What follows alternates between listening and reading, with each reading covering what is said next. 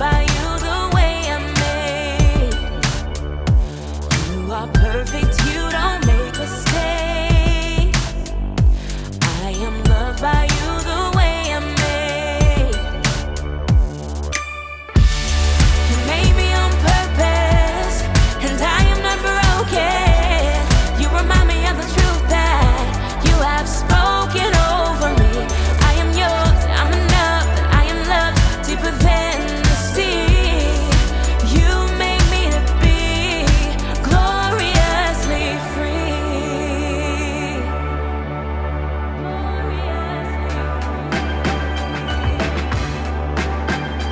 You made my heart, made my mind, made me bright so I could shine. And I just wanna say that I'm amazed. All the things that make me me, make you smile, and I can see that.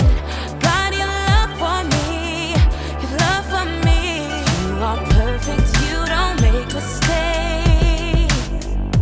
I am loved by you the way I'm made. You are perfect, you don't make mistakes. I am loved by you the way I'm made. You made me on purpose, and I am not broken. You remind me of the truth that you have spoken over me.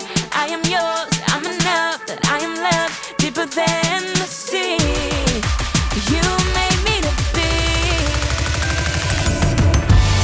You made me on purpose, and I am not broken.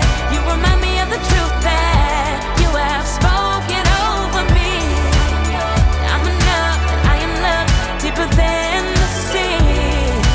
You made me to be gloriously free.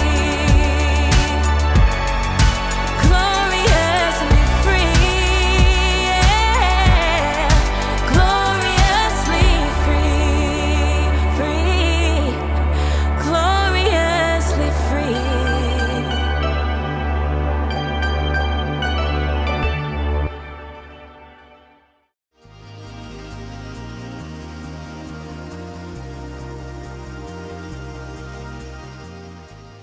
And finally, the gummy fish. That's individuality for you. Individuality is discovering who you're meant to be so you can make a difference. Here's one thing I've discovered about myself. I have a very special gift. I'm kind of an expert at finding the perfect candy combinations. For instance, everyone knows that chocolate and peanut butter goes well together.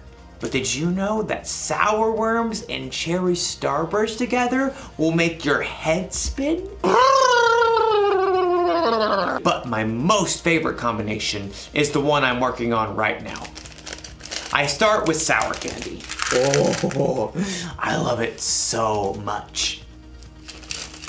But too much sour can be a bad thing. So, to balance it out, chocolate covered raisins. They take some of the punch out of the sour. And plus, they used to be grapes, so healthy. Then, the gummy fish. Of course, these are key because they stick to your teeth, so you know you'll be tasting them for at least another hour.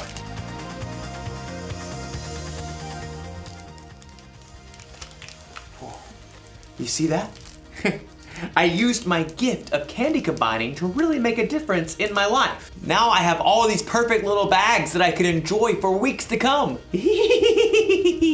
Or at least a couple of days. I'm going to eat so much candy. So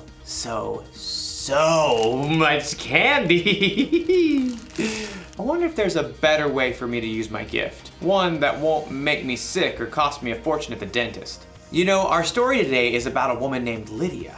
She had a very special gift too, and we're going to learn how she used it. So much candy. I'll see you soon. The Bible. It's 66 books of history, stories, letters, and poetry that fit together to form God's one big story. The epic adventure of how He created us and loves us so much that He made a way to rescue us.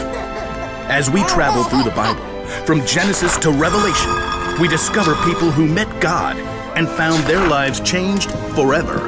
Now, for an amazing story, inspired by the book of Acts, chapter 16, verses 13 through 15. Lydia of Thyatira was a remarkable woman. Her city was known for its craftsmen, especially those who made and sold expensive purple dye. Take a look.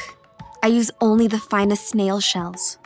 Though most successful people in business were men, Lydia learned the craft of purple dye. And when she traveled to the Roman city of Philippi, she set up a business selling rare, expensive purple cloth.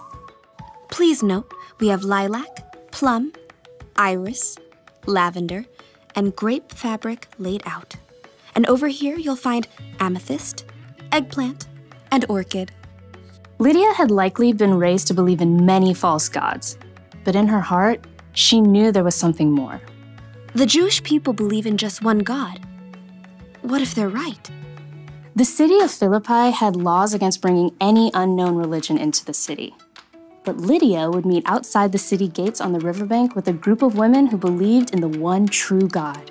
Love the Lord your God with all your heart and with all your soul. Love him with all your strength. Lydia and the other women had never heard of Jesus. But as they began to seek God together, God sent a vision to someone else, the Apostle Paul, who was staying in the Greek city of Troas. Dream. It was so vivid. I saw a man standing right here begging me. He said, "Come over to Macedonia. Help us." Immediately, Paul and his friends set sail. Within a few days, they reached land and traveled to Philippi, one of the most important cities in Macedonia. So we just start by finding a synagogue of Jewish believers, right? I don't think there is a synagogue here. On the Sabbath, a day of worship, Paul and his friends went down to the river, hoping to find a place of prayer. Shall we gather at the river? Excuse me. Hi there. Do you wish to join us? We're praying to the one true God. Absolutely.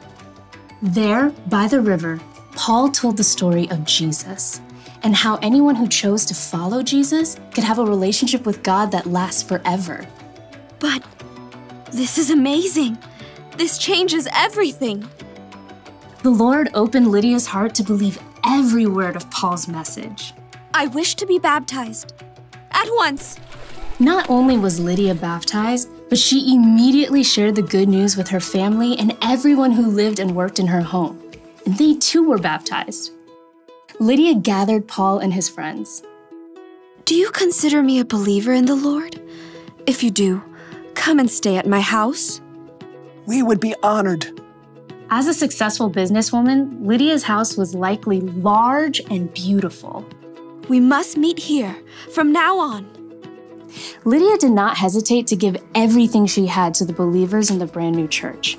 And when Paul and Silas were later thrown in prison and then released, they immediately returned to Lydia's home to rest and prepare before they left the city. You must be brave. Of course we will. Don't forget to write. Later, Paul did write a letter to Lydia and others in the church of Philippi, and he remembered his time spent in Lydia's home and the church there with great joy.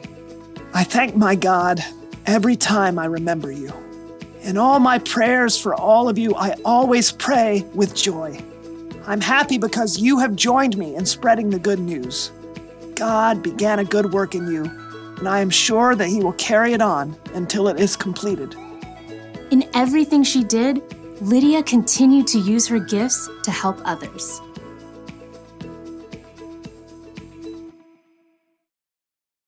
Okay, so everyone has at least one gift, right?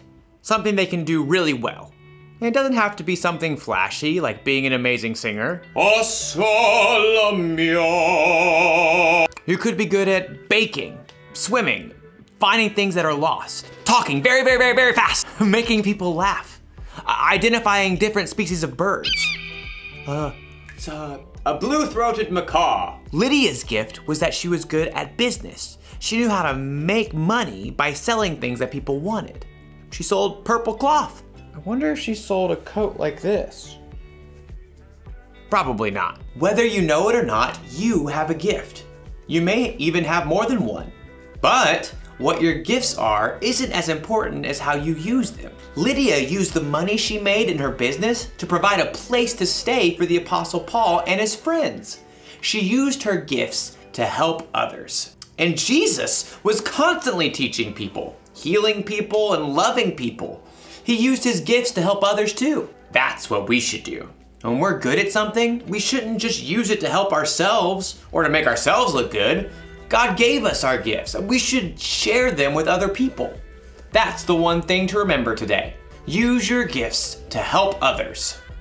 So I think I'm gonna share these bags of candy instead of keeping them all to myself. And not only that, I bet I can use my gift to help other people find their favorite candy combinations. I could go into business like Lydia. Whew. This idea is making my head spin. I'll see you next time. Now, what candy goes well with Chick-a-Sticks?